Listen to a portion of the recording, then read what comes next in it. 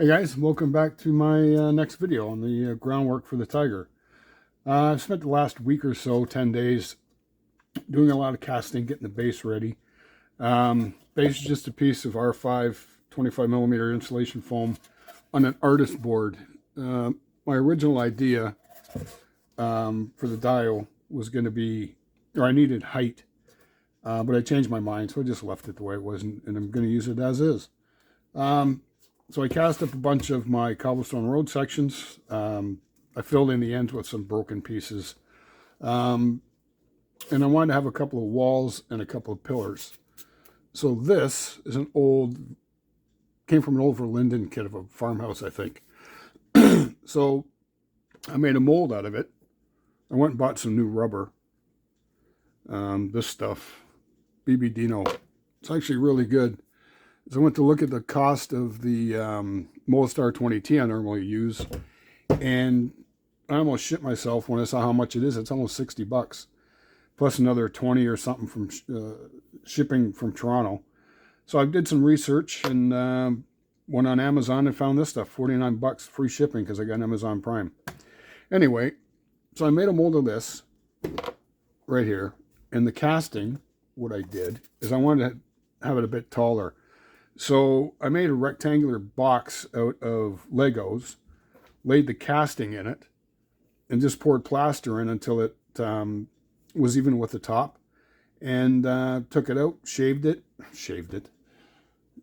it, and added a bit of brick detail, and I used auto glazing putty to simulate stucco, just put on with a sponge. I made a couple of walls. What I did with these is I made a frame out of balsa because the Legos were too big, wouldn't fit properly. It's poured into plaster, let it set. I made a mold. I went back and used the old Molestar 20T to see if it would still work. No problems. I don't know what happened with that cobblestone road section from my first video. And I went and made another one. What I did was took some resin, made a resin casting of that old mold, and then made a mold out of the resin casting. So there it is. Riley, quiet. Sorry, Riley's being a bit of a pest today. He got his stitches out last Tuesday. He's doing really good. So I scribed in all the block or brick detail on the top, the bottom, added some battle damage, and yeah, so that's where we are now. So I'll be back when this is all probably painted. I might make a little video on me painting it. I'm not sure yet. We'll see. So yeah, I'll be back. Thanks, guys. Okay, guys, back with an update on the Tiger dial. That's how I'm going to have it set up, I think. Walls on either side of the road. Probably put the two tankers in front of the tank somewhere. I made one little change to the Tiger. I moved the jack. I had it here originally, then I realized turret won't turn if I've got the jack sitting there, so I popped it off, and it's not even glued down yet. I'm just going to leave it there for now. Road's all done. Pillars and the walls are painted. I base coated everything with, to me, a German gray, or dark gray, whatever it is. Sprayed some off-white for the stucco areas. Gave everything a wash, highlighted it, and yeah, gave it some streaks, some pigments. Yeah. Walls. I added some different shades of gray, a couple of browns to look like different kind of rock and stuff and block. Yeah, they're done. A little bit of battle damage added. I also spent the last couple of nights, so it's July 1st today. It's Canada Day.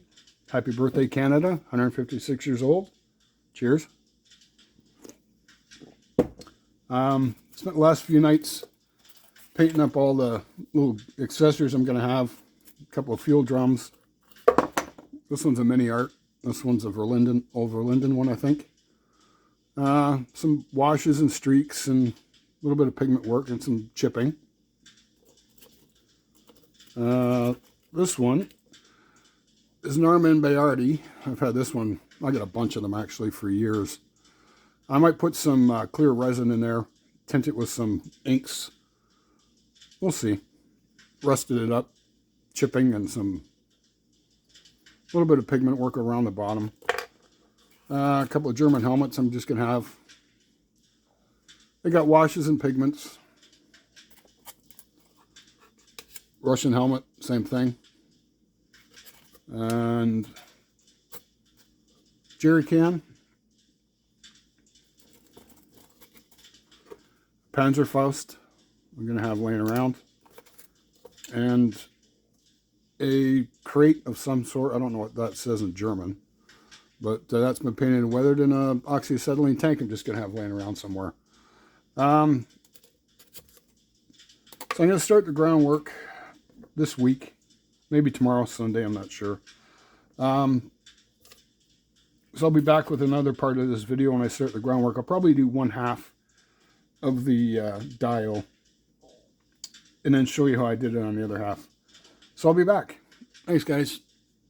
All right, hey guys, I'm back, and I got 1/2 of the groundwork done. I think it looks pretty damn good. I finished it a couple of nights ago. Yeah, like I'm really happy with it. So how I do my groundwork, I'll flip this around. So I started the other side. I like to use cellular clay as a base for my groundwork. I know a lot of people don't like it. They say it's too messy. Well, so wear a pair of gloves. It's what I started using in the 80s when I did my first diorama, because it's all I could really get. And it's all I've ever really used since. Excuse me. A lot of people say, well, it shrinks and it curls up at the edges of your base. Well, it doesn't if you use it right. I mix it with water, obviously, and then I put in a bunch of PVA. That's where it really gets messy. But when I mix it, I let it sit for about an hour, and then it kind of firms up a bit. So I put it down. Doesn't have to be perfect. I use a palette knife to get in all the little nooks and crannies around the wall and the pillar. Then I let it sit again for about another hour, and that's when I take all my rubble and my debris and stick it into the groundwork. Oops, shit. That way it gives it the what's the word I'm looking for? The appearance of weight. So it's actually sitting in the ground, not on it. And this here is a casting of a old Verlinden resin accessory. So I made a mold out of it and made a casting out of lightweight concrete. I didn't even paint it. I just gave it a wash of sepia and some highlights. My next step is to airbrush some, I used, to me, a red brown, and give it some groundwork color. When that's dry, I go in with my static grass, and I'll be back when I get to that. See you soon. One thing I forgot is, another reason I like cellular clay is it's got a long working time. I've tried Sculpt-A-Mold, and it dries way too fast. I did this last night about 6:30, and at midnight, before I went to bed, you could still manipulate it a little bit. Another thing I do is any accessories, gear, whatever you're going to add in, I make an impression, like with this field drum. Oh, you can't even see it, sorry. Again, it'll give it the appearance of weight. Same with this crate. I just stuck it in there and let it sit for a minute and pulled it out, and I got a great impression of it. So when I glue it down, it's going to look like it's sitting into the ground. All right, I'll be back. So now the groundwork is covered with the static grass, fine sand, some fine rubble. So the next thing I do is, I don't usually knock off the excess. I like the kind of thick, clumpy look of it piled on. So then I just take, this is IPA thin IPA with some alcohol in it, and I just take a pipette and start just gluing everything down, locking everything in place. And that's it. You can add more, you can take some off, you can put some tall grass in, and do whatever you want.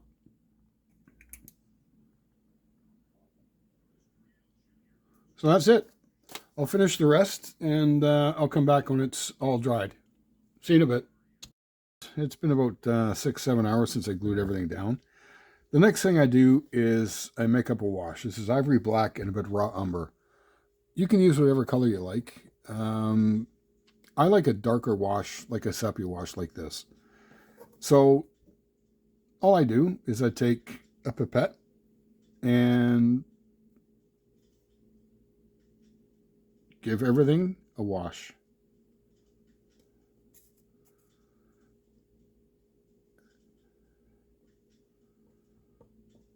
Just like that. I like the darker tones I get from this. You might like something lighter or whatever, but that's fine.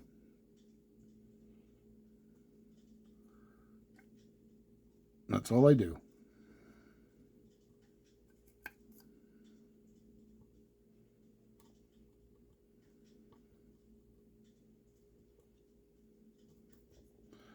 So I'll come back when this is all done and dry. It'll probably be about 24 hours. See you soon. I'm back. It's Wednesday, July 19th, and the base is 99% finished. I finished this side of the groundwork on Sunday night. I just went ahead and finished it off. I still got to fix the road in a couple of spots, but other than that, it's done. And I'm really happy with the way it came out. It was a lot of fun. I don't know if I mentioned what colors I used to paint the groundwork. I mixed up some yellows, different shades of yellow, using cadmium yellow deep, some Viridian, excuse me, a bit of burnt sienna and white for the ground. And the wall and the column, I used titanium white, buff titanium, and Mars black to mix up some different shades of gray. Yeah, like I said, I'm really happy with the way it turned out. And yeah, here is what it looks like with the tiger on it. So, oops, did I move my phone? Sorry. Yeah, a real fun kit. I had a lot of fun building it. And all that's left is I got to do the figures. Let me get this out of the way.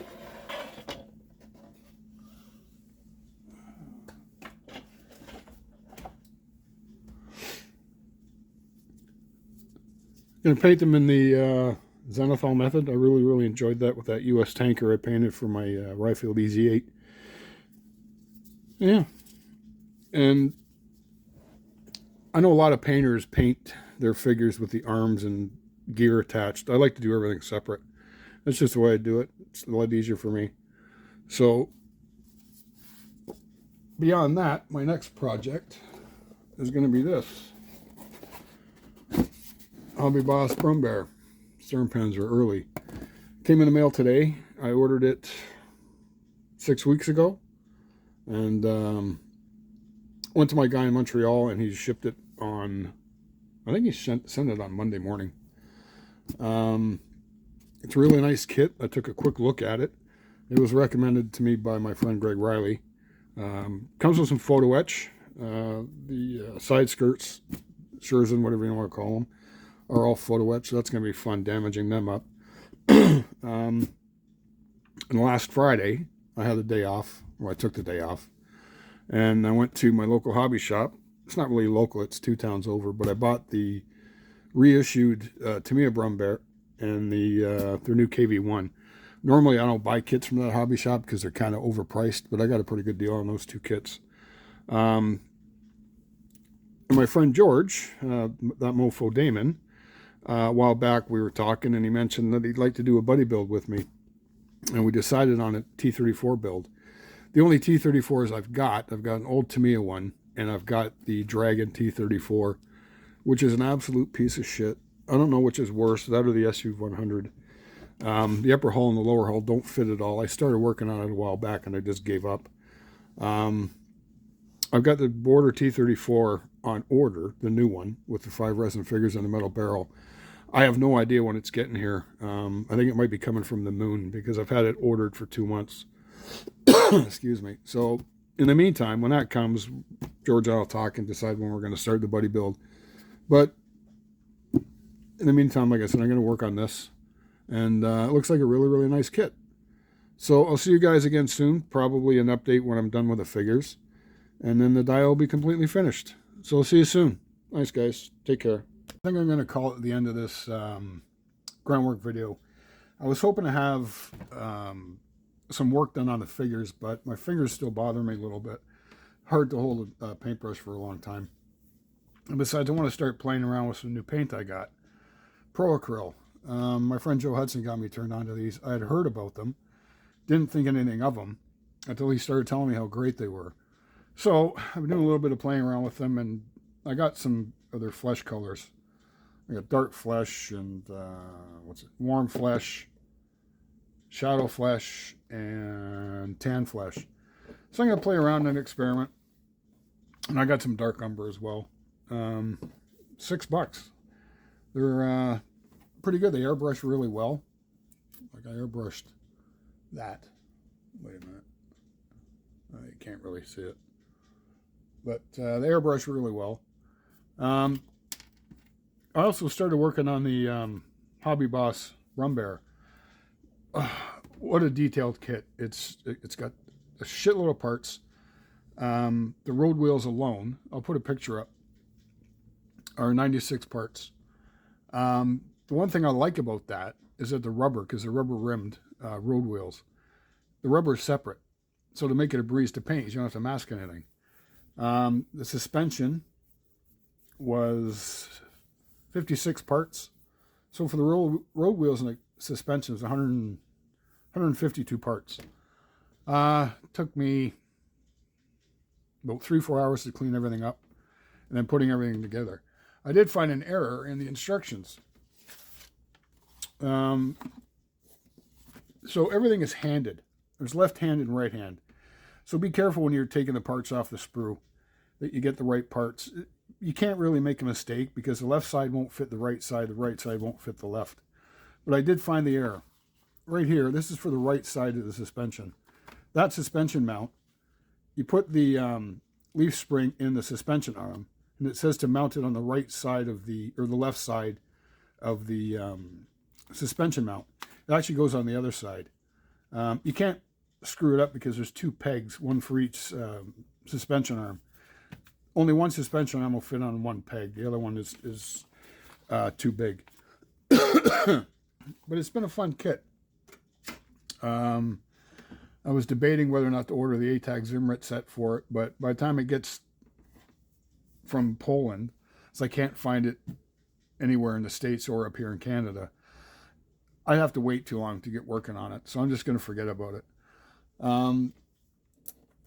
So anyway, I'd like to thank my subscribers, my old and new. I've got, I think, 15 new subscribers since my last video, so I'm up to 82. That might not seem like a lot, but it's 83 more than I thought I'd ever have. Thanks for all the comments, guys. And I'm not sure what my next video is going to be. It might be on the Brumbear. I'm not sure what I'm going to do. Or I might do a short video when the figures are done and they're on the base with the Tiger. We'll see. So anyway, thanks everybody. Hope you enjoyed this video, and we'll see you soon. Take care.